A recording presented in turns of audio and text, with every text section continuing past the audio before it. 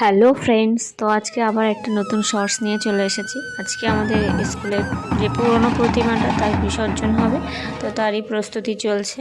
এখানে ম্যাডামেরা একটু বরণ করে নিচ্ছেন, তারপরে মিষ্টিমুখ হবে এবং তারপরেই আর কি প্রতিমাটা বিসর্জন করা হবে।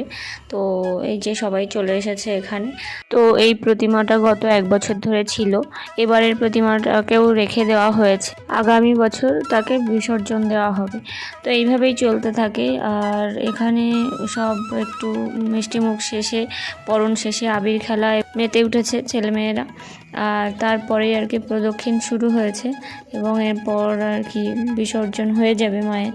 তো এবছরের মতো সরস্বতী পুজো তো শেষ হয়ে গেল, আবার একটা বছরের অপেক্ষা। তো মাকে বললাম জ্ঞান বুদ্ধি বিবেক দিও সবাইকে, আর সবাই যেন খুব ভালো থাকে।